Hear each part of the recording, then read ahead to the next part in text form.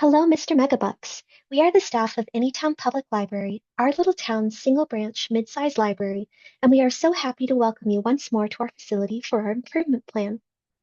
We are excited to present to you fantastic opportunities to help Anytown Public Library's management improve in ways that are sustainable, continuous, and patron-focused. Each of our 6 team members will present resolutions we have determined through careful research and planning for each specific area of your critique. My name is Lexi Zint, and I will be covering wayfaring and collections.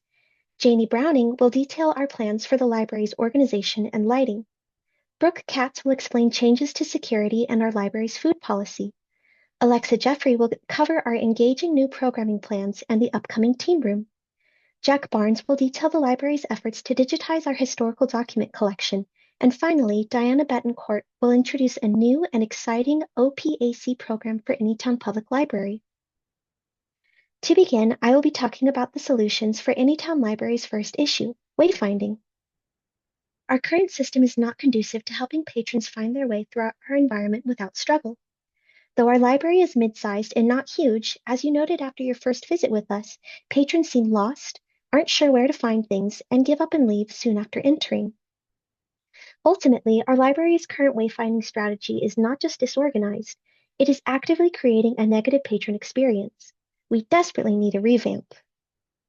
By creating maps, a cohesive and eye-catching wayfinding signage experience, installing directories and information desks in key parts of the library, and commissioning local artists to create murals on our interior walls, we can help draw patrons through a welcoming and easy-to-navigate space. Library management will be much easier and more engaging if patrons know who, what, and where to approach. We would like to partner with a design firm to create an attractive and cohesive wayfinding strategy. RSM Design, a design firm renowned for their accomplishments with wayfinding design in a variety of venues, is the ideal firm to approach. They are responsible for projects such as Brentwood School in Los Angeles, California, and Kanawha County Public Library in Charleston, West Virginia. Their user-focused approach to wayfinding pairs perfectly with their commitment to excellent design, and they are the perfect one-stop shop to integrate every one of our outlining wayfinding solutions, from maps to signage. While working with RSM Design, Anytown Library will be sure to emphasize the need for bilingual signage to include the city's Spanish-speaking community. We would also like to commission 3 local artists to paint beautiful murals around the library that correspond to different departments. For example, there could be a mural of a dragon in the fiction section, or a mural of whimsical animals in the children's section. These would be visible from far away, draw patrons nearer to see them, and act as an informal guide throughout the library. Our overall inspiration is the National Library of Singapore, which uses a combination of clear and modern signage, design cues, art, and infrastructure that weaves together an experiential wayfinding philosophy that not only guides patrons along but adds to their experience of the library. Though Anytown Public Library loves the small town charm of our current architecture, we believe that there is much to be learned from the National Library of Singapore's beautiful wayfinding design. We ask for a budget of $100,000 to work with RSM Design and a budget not to exceed $65,000 to fairly compensate 3 local artists to paint murals within the library. I will now cover the issue of inadequacy in our library's collections. As you noted, Anytown Public Library does not have resources, programming, or materials available to our city's Spanish-speaking community, which, according to Anytown's 2020 census data, makes up nearly a quarter of our town's demographics. This is a huge oversight and detrimental to our library's ability to serve our whole community, not just a select part of it. To correct this, we will take a 3-pronged approach of acquisition, programming, and marketing. Our first step is to hire an acquisition specialist on a contractual basis that can create a robust Spanish language collection over a period of 2 years. This collection will contain both digital and physical materials so that it is as widely accessible as possible to our community. We will concurrently plan programming that is more inclusive and celebratory of the cultures within our Spanish-speaking community. Anytown Public Library will conduct research within the community to see what programming is wanted and avoid gaps about the community's actual needs and wants. We picture heritage celebrations and film nights, and art showcases, live music, and dance performances from local artisans and performers as a few examples of what our library could host. We will also begin marketing and outreach campaigns to advertise and support the new Spanish language collection and programming immediately, ensuring that the community knows that it exists and is here for enjoyment. We will work closely with schools and local community centers to get the word out about the collection and utilize social media and printed materials to advertise programming. You may be wondering about our plans to continue to include the community in the library at a deeper level.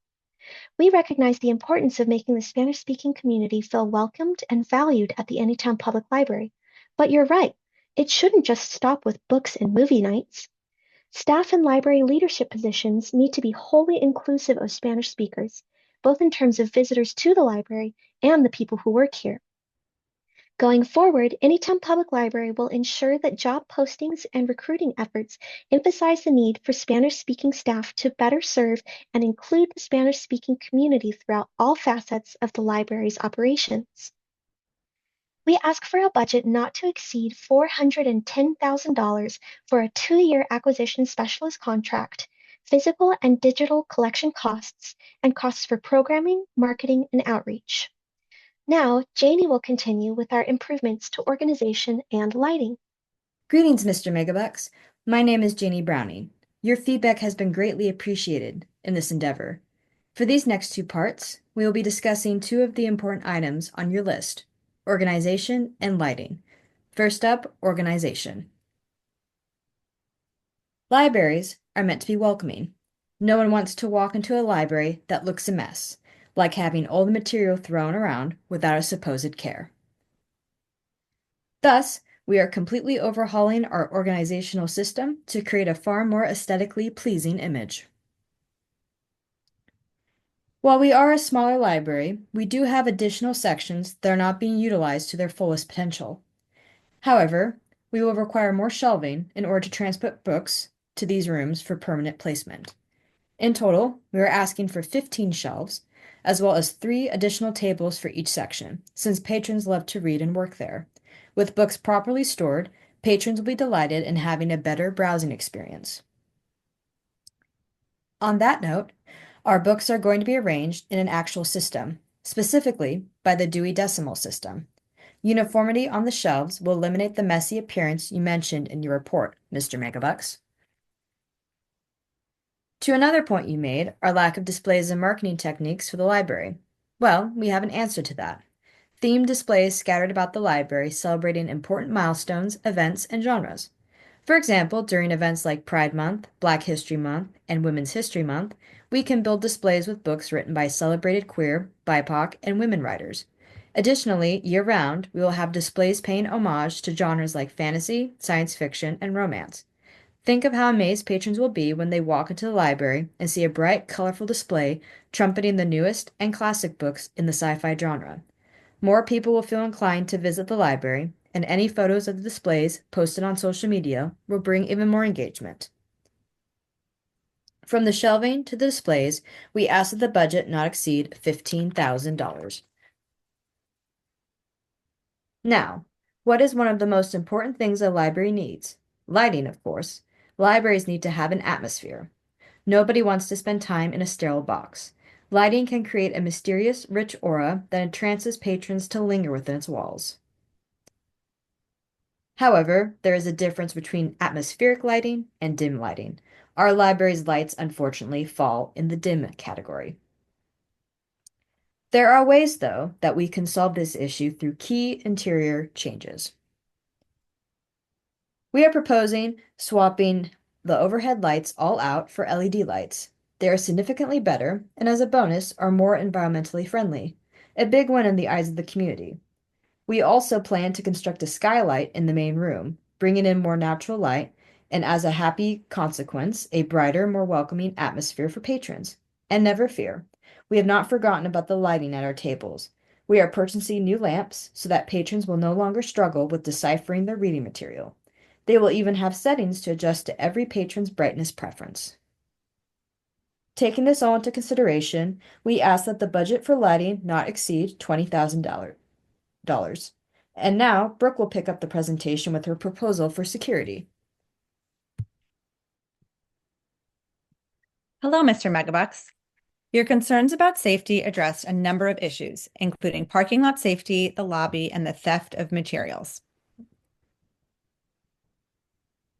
To address these issues, we propose making a number of improvements both to the parking lot and exterior of the library, as well as the interior lobby area. First, the parking lot. It's important for libraries to have a safe and accessible parking environment because it encourages people to use library services and creates a welcoming atmosphere that reduces anxiety for visitors, especially during evening hours or for those who may be unfamiliar with the area. A sense of safety also ensures that everyone, including families with children, seniors, and individuals with disabilities, feel comfortable visiting the library. Rather than just adjusting the footprint of the library and location of the parking lot, which would require construction and temporary closure of the library, we want to improve the existing lot by installing better LED lighting around the lot and on the pathways that lead to the library. Installing better lights can also help prevent accidents so that cars and pedestrians can see their surroundings clearly. LED lights are the best option because they are energy efficient and provide bright, consistent illumination. We estimate that we will need 15 to 20 lampposts as well as 40 lights to line the pathways leading up to the library. We estimate that the materials plus installation will cost no less than $30,000. We also want to repave the pathway and add better signage that helps guide patrons from the parking lot to the front door of the library, and as well install signs that are well lit and show the library hours. This will help visitors know if the library is open when they drive into the lot and direct them to the door after they park. We estimate the repaving, signs, and installation to cost no less than $8,000. Moving on to the issue of the library interior, it's imperative to think of the lobby as an extension of the library itself, and the same attention should be paid to how it looks and feels. After all, it's the first thing that people see when they walk inside. Our proposal includes redesigning the interior lighting of the lobby so that patrons clearly know it's open as they approach the building. We also want to install display areas with shelving that are behind glass so librarians can have extra space to set up themed book displays, posters with information about upcoming events, or display artifacts or objects from its collections. With regards to the security and theft issues, the library already has a security system in place. However, enhanced security is still important, so we would like to install 2 cameras at the entrance to the library at the cost of $400. We also want to add new signage around the library and in the lobby that includes a revised code of conduct outlining the rules and expectations in a way that's engaging and non-intimidating. For this, we estimate $500 for the signs and installation, which brings the total cost for security upgrades both outside and inside to $41,400. Finally, we want employees to feel better prepared to respond to alarms when they go off. After speaking to a number of librarians at other local branches, we understand that theft is relatively rare and just part of the cost of running a library. We want the library to feel like a welcome place without security gates and cameras everywhere. So rather than invest a lot of your money into a shiny new security system, we believe it's more important for the staff to be well trained in conflict resolution so they feel comfortable approaching a patron the next time the alarm goes off. The fact that nobody responds means they likely didn't feel safe or comfortable in the situation. We expect the cost of a one-day training not to exceed $5,000 for a staff of 20. For future hires, we would also like $500 for permanent access to an online course that all new employees can access.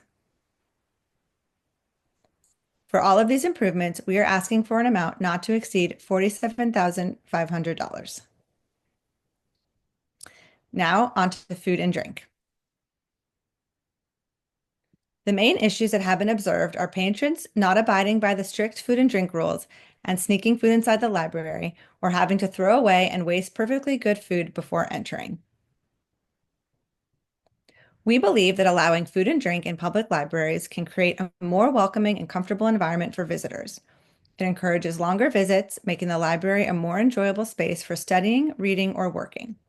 For many patrons, having access to snacks or drinks can enhance focus and productivity, particularly for students or individuals using the library for extended periods. By offering this flexibility, libraries also become more inclusive spaces that cater to the diverse needs of the community.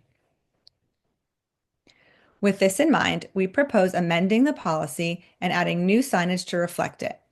We plan to allow beverages that can be closed, such as water bottles and to-go coffee cups, as well as prepackaged snack foods in designated areas around the library. This is something other public libraries in the U.S. have adopted, including the Portland Public Library, the San Francisco Public Library, and the Minneapolis Public Library. The signage will be more playful and positive. For example, we can illustrate with drawings what is acceptable. Taking a page from the library at Loyola Marymount University, we will also install sanitizing wipe stations around the library with signage that reminds patrons to wipe up any accidental spills. For the new signs, installation of the wipe stations, we are asking for no less than $500. For those patrons who do arrive at the library with other types of food, such as takeout containers or fast food, we would like to create a covered outdoor seating area to the side of the library entrance. This will include 2 large ADA accessible picnic tables and benches or chairs with shade structures, as well as a set of trash bins for compost, recycling, and trash. For the creation of this outdoor space, including installation, we are asking for no less than $11,000. For all of these improvements, we are asking for an amount not to exceed $12,000. And now Alexa will speak about programming. Hello, Mr. Megabucks. I'm Alexa Jeffrey, and I'll be addressing the issues you raised with the lack of programming and disruptive teens. First, programming. We are so glad you raised this issue, as programming is central to a library's function in a community. Libraries are centers of knowledge, learning, and exploration.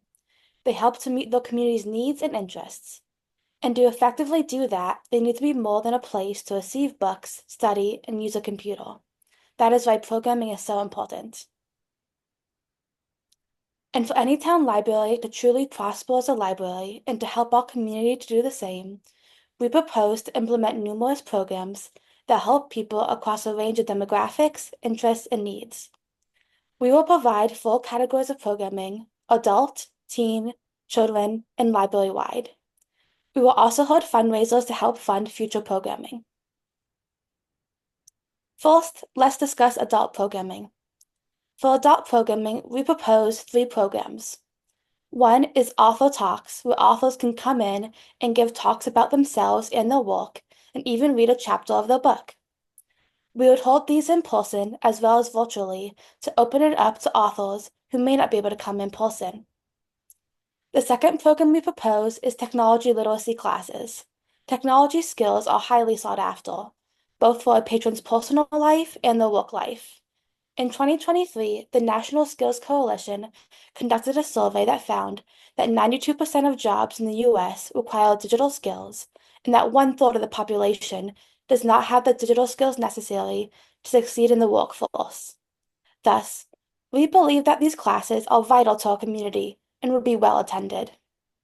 The classes would be of various skill and expertise levels so that the program can be accessible to everyone and meet different people's needs. For example, there will be classes covering basic computer skills, as well as more advanced targeted classes, such as learning to use Photoshop.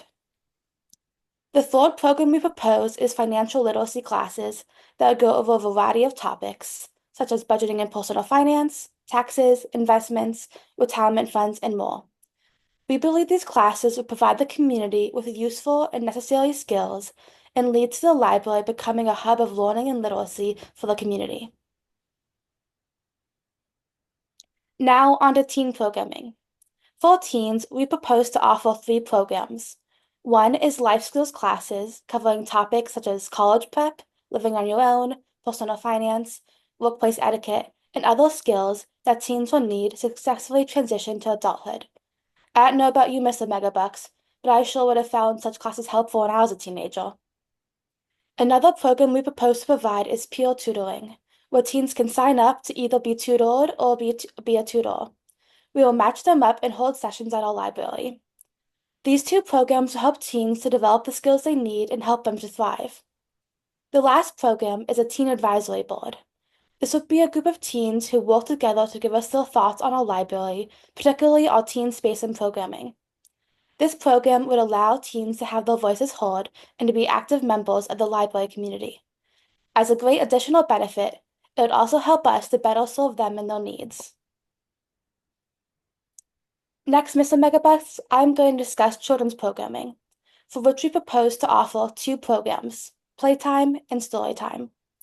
For playtime, children get the chance to play with toys, do crafts, build with Legos and other materials, and play games. For story time, a librarian would sit with the children and read and act out books to them. We also propose to offer a Spanish language story time to serve the needs of the Spanish-speaking community. For library-wide programming, we propose to program cultural events as they come up around the calendar year, such as Black History Month and Day of the Dead, as well as one-off events such as film screenings and live music, especially by and for our Spanish-speaking community, as my colleague Lexi detailed previously. We also propose an all-ages arts and craft program, giving people of all ages and generations the opportunity to interact, as well as provide a great activity for families. We would offer different crafts that meet various skill and age levels. Lastly, we propose a summer reading program in which community members of all ages can sign up, track the reading, and earn prizes. All these programs would drive interest and help the library to thrive. But because programming would be an ongoing cost, we propose to hold two fundraisers per year. One fundraiser is a book sale where the library and community members will donate books to sell, with the proceeds going to the library. The second fundraiser is a readathon, where community residents would receive donation pledges from others for the number of pages they read in a month. We would advertise that these funds from the fundraisers will go towards library programming going forward. And we believe that once the community gets to experience our programming slate, they will want any town library to be able to continue to offer these events and services, which will drive donations and participation in these fundraisers. We are asking for no more than $300,000 to cover programming for 2 years.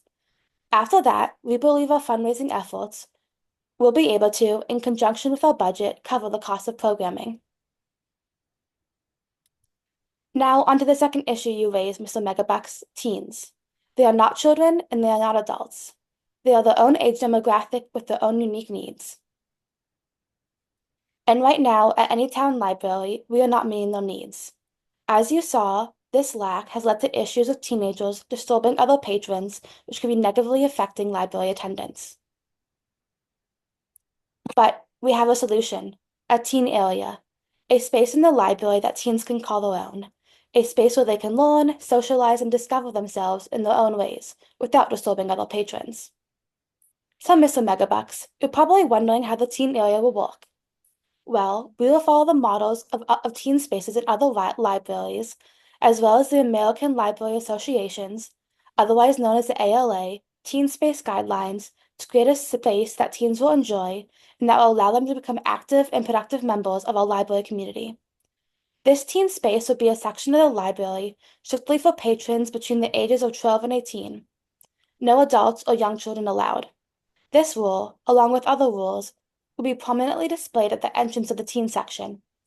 As for other rules, they include treat each other with respect, no fighting, and clean up after yourselves. In creating our teen area, we will meet teens' different needs.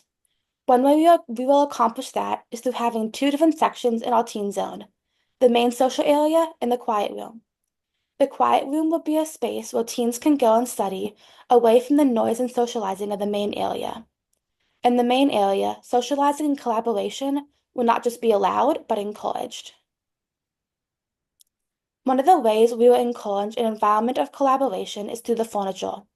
Per the ALA guidelines, teens need a space that is flexible and can change with them as their needs and activities change. In order to accomplish that, we propose to provide multiple different types of furniture, including furniture that teens can easily move around so that they can form their own arrangements. We would have furniture such as soft chairs, hard chairs, couches, ottomans, booths, and other types of modular seating. We would also have different types of tables that teens can use, coffee tables, long rectangular tables, and a large maker table that teens can use for various activities, such as making posters, building robotics, and doing art projects. We also propose to provide movable whiteboard walls that teens can move to work together in a group or to have their own little room inside the teen section. With these furniture types and options, teens will be able to have a say in the layout of the space and be able to change that space, offering needs for every teen. We will also supply the room with desktop computers and laptops, both PC and Apple to cater to both users, a television, board games, as well as homework and art supplies. In terms of the fuller design of the room, it will be full of vibrant colors, which will be reflected in the furniture, decor, and clear signage, such as in the teen room from Cosby Library and Community Commons in Capo, Texas, pictured here in the upper left corner. These fun colors will make the space feel alive and let the teens know that this is a place they can kick back and have fun. We also propose for the decor that the area displays artwork from the community's teens themselves, giving them participation in the space, as well as giving local teenage artists the chance to showcase their work. All these elements will provide teens a space that they can enjoy and thrive in, adding value to the library and increasing teen use of the organization. For example, Boston Central Library saw a 45% increase in teen attendance after updating the 1971 teen room. To accomplish this teen area, we are asking for no more than $120,000. Up next is my colleague Jack to talk to you about digitization. Hello, Mr. Megabucks. The Anytime Town Public Library doesn't currently have a digitized version of our local history archive, but it could. Our local archive has over 5,000 documents, and some of those documents will soon be in need of restoration. We believe that it would be prudent to begin the digitization of this archive sooner rather than later. It would also help preserve the documents, as with less handling, the documents will last longer. This would also help the library to reduce the amount of restoration it would need to do in the future. A digitized archive would also be more accessible to the library's patrons.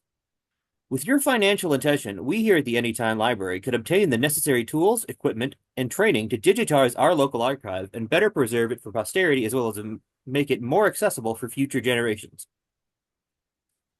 Digital formats will allow for a more personalized learning experience, with users able to access resources at their own pace and in their preferred formats.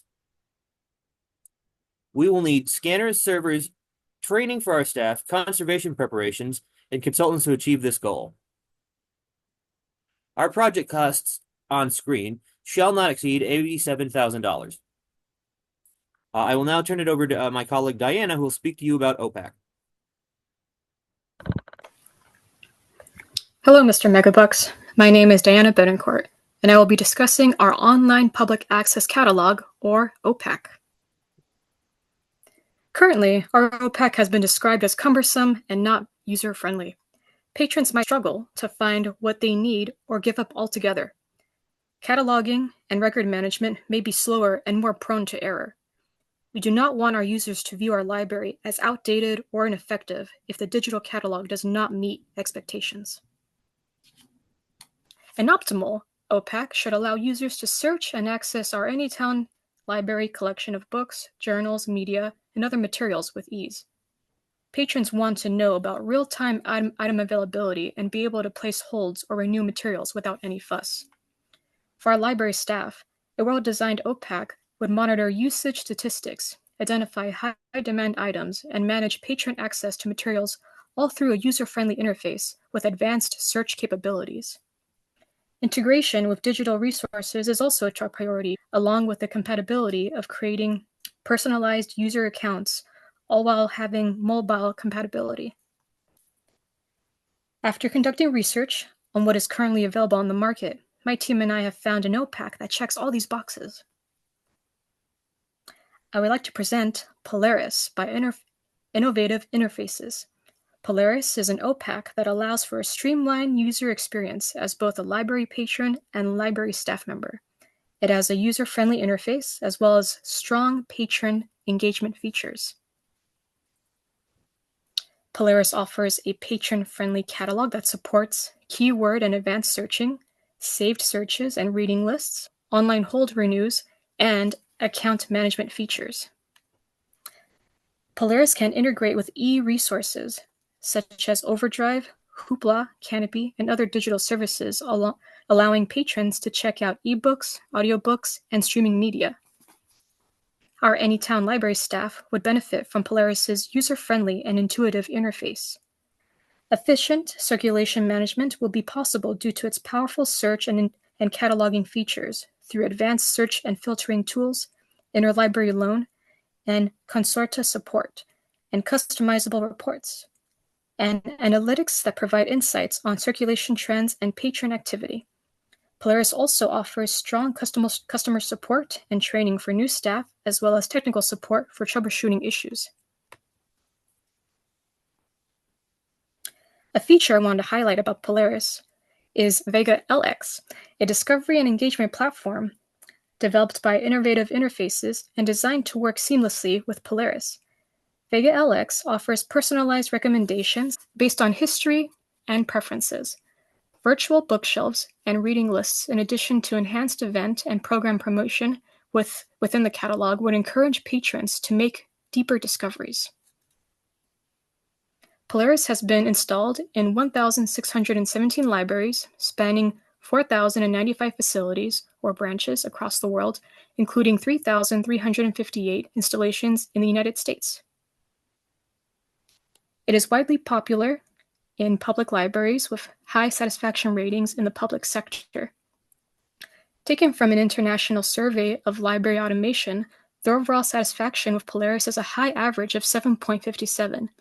Additional statistics highlighted include a 7.72 rating with medium-sized public libraries, a 7.83 standout rating in managing physical materials, and a 7.31 rating for customer service. This wide usage and positive feedback on user experience provides positive reinforcement that Polaris can go above and beyond for our patrons' needs. In addition to all this, users have been raving about Polaris's ability to transform and improve access to their library's resources. Karina Martinez, library supervisor at Nogales Santa Cruz County Public Library, described Polaris as transforming how they manage and share their library's resources. The platform enables them to streamline their workflows, improve access to materials, and continue to serve as a welcoming space where their community can learn, explore, and grow. Polaris requires an initial implementation fee, as well as a recurring annual maintenance and support fee. For a library of our size, we are requesting a budget of $200,000 to secure the initial implementation, annual maintenance, and support for 5 years. Beyond the 5-year mark, we are confident that circulation statistics will be high due to this new and engaging OPAC, and thus justify future funding requests from our town. In total, we are asking for $1,376,500 to improve the library in these areas. We are committed to making Anytown Public Library great. We appreciate your interest and valuable critique of our library. From all of us here at Anytown Public Library, thank you very much.